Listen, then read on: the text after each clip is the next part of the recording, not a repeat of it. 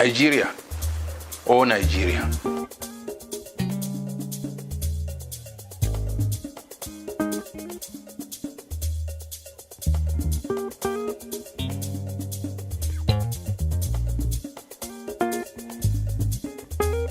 Of Banditry and a Shared Sovereignty, Part 1. This was written in the month of May, precisely 9th of May this year. In the book, The Impact of Banditry and Nigeria's Security in the Fourth Republic, an Evaluation of Nigeria's Northwest, by Rosenje Musharafa Olapeju, PhD, and Adeni Oluotobi Peter, both of the Department of Political Science, Tai Solari University of Education, first published on the 30th of April 2021, the authors posited that banditry is fast becoming alarming in Nigeria's Fourth Republic, to the extent that it poses a serious security threat not only to the Northwest region, but to Nigeria as a whole. The level at which bandits operate within the landscape of Nigeria's Northwest has led to a spree of kidnapping, maiming of people, loss of lives, population displacements, loss of cattle, disruption of socio-economic activities, and equally brought about an atmosphere of uncertainty, a situation that has become worrisome to the government and the citizenry. The academics have aptly summarized what is happening in the entire country, even though their study is for the Northwest and North Central. They said the pervasive banditry and its associated security threats, which have enveloped the Northwest region of Nigeria, particularly Zamfara, Katsina, Kaduna, Sokoto, and Niger states, have become a worrisome national security issue of public concern, and that reports show the flourishing of bandit groups whose members were seen displaying automatic weapons, terrorizing other settlements, farms, villages, and the highways, with the mission of killing people, kidnapping, and pillaging cows.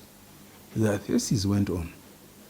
It was reported that between October 2013 and March 2014, 7,000 cattle were rustled from commercial livestock farms and traditional herders in northern Nigeria, while about 330 attacks were made by bandits and 1,460 deaths were recorded between January and July 2019.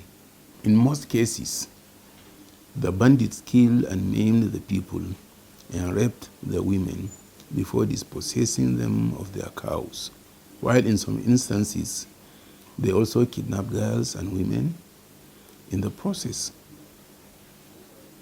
Suffice to say that the northwestern region of Nigeria encompasses 7 states, namely Kano, Jigawa, Katsina, Kaduna, Zamfara, Sokoto, and Kebbi. 5 of these states, which are Katsina, Kaduna, Zamfara, Sokoto, and Kebbi, have been most affected by the scourge of banditry. Of these 5 states, Kaduna, Katsina, and Zamfara have been the most critical hotspots. It is, however, pertinent to note that the incidences of banditry are not limited to northwestern Nigeria. It is also prevalent in some parts of the north-central region, in states like Niger, Nasarawa, Benue, and Plateau, which are equally regarded as hotbeds. Over the last decade, groups of armed bandits have kidnapped, tortured, and killed hundreds of people across northwest and central Nigeria, demanding ransoms and looting citizens, rich and poor. Millions of people have been displaced. And of late, our country, not only the north, seems to be overwhelmed by insurgents, bandits, and separatists When we take a little inventory, we will see that something needs to be done urgently to save the country from being overrun.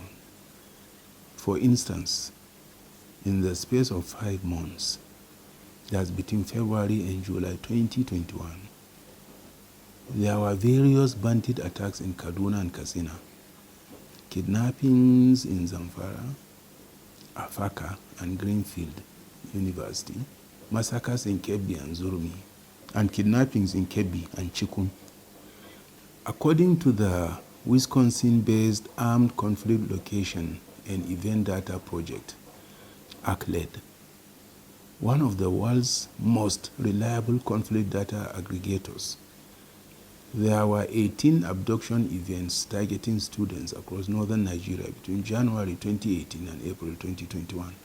ACLED data also show that the bandits killed over 2,600 civilians in 2021, an increase of over 250% from 2020. This number dwarfs that of civilian deaths credited to Boko Haram and the Islamic State of West Africa province, that's ISWAP, in the same year, of course. In the period between December 2020 and August 2021, over 1,000 students and staff were abducted.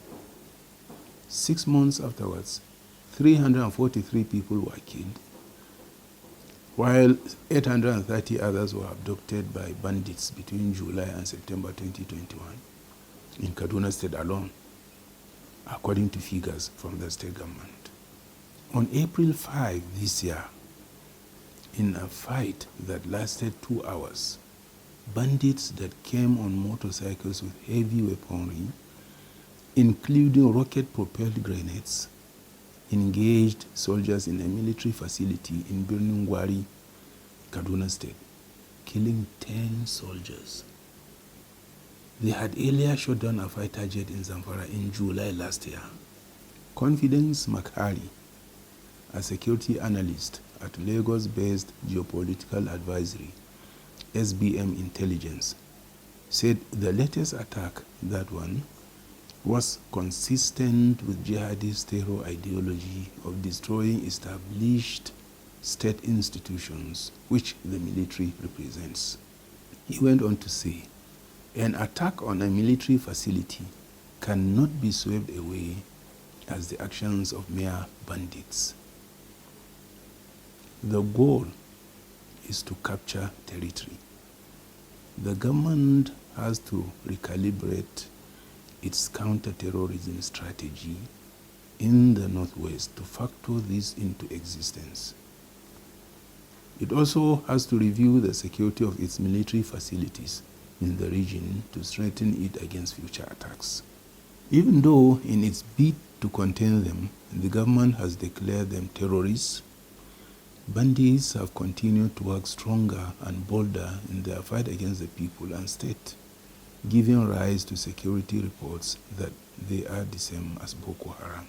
On November 1st, 2021, writing under the title of Wachakal Airport, Wastage and the Bandits in Government, we had said, now one can see how both those who, through corruption, have brought insecurity upon us and the innocent, who find traveling between Abuja and Kaduna safer through the trains, are now jittery because the products of wastage have turned their evil towards the rails. Well, the rail is no more. This was written before the hijack of the train. In October last year, they failed to stop a train after they laid explosives on its tracks. Witnesses say that time, the train hobbled on to its destination afterwards. But 5 months later, they hit the bull's eye. On the same route, on Monday, March 28 this year, they stopped one heading for Kaduna from Abuja by bombing its tracks and shooting sporadically into it, forcing it to come to a halt. They killed many passengers and abducted dozens. less than a week earlier, they had stormed the Kaduna airport, killing an official on the runway. Monday's train attack was the second in 6 months last October. Since its launch in 2016, the train has presented an alternative means of movement between Abuja, the nation's capital, and Kaduna, as the bandits had taken over the roads along the route. It was not surprising to see military and police rednecks, top government officials, and political office holders being driven to the railway stations in convoys of well-armed security men for the 200-kilometer journey by train, or being picked up after arrival. These bandits, who we have always said are Boko Haram in disguise, number in the tens of thousands, but go around in dozens, sometimes more. Unchallenged, they invade towns and villages, mostly on motorcycles, and sometimes on horses, and always well armed. Just last week, contributing to a debate on establishing a national task force to combat insecurity, the Deputy Speaker of the House of Representatives, Idris Wase, cried out over how kidnappers and bandits have taken over his constituency, Wase, federal constituency of Plateau State. Virtually every day in my constituency, I have one kidnap report or the other. Every day, he lamented. But even Abuja, the nation's capital, is itself not exempt. In the same November 1 article, we pointed out that bandits operating in Niger State to the west, Kogi to the south, Kaduna to the north, and Nasarawa to the east have sandwiched Abuja, and there is a need for a clinical onslaught against them. The Fulani settlements in these areas have to be forensically combed. Quite a few of the rugas around Kuje, Lugbe, and close to the Nnamdi Azikiwe International Airport are alleged to be used by bandits to store weapons. Within the town itself, you move at your own risk because hoodlums have taken over major spots. Robbery attacks are recording decimals in dark places, especially on bridges, wooded spots, and pedestrian crossings. The ever-busy Apo Maitama Expressway and pedestrian bridges and roundabouts at Area 1 and Wuse Market area to Zone 7 down to Bega and up to the Abuja-Kubwa-Kaduna Expressway are some of the major areas frequented by criminal elements. And from City Gate to Gwagwalada is one dangerous habitat of these criminal elements. To show that no one or nowhere is safe, in May 2019, they kidnapped the district head of Daura, President Muhammadu Buhari's hometown. He was in their dungeon for 2 months.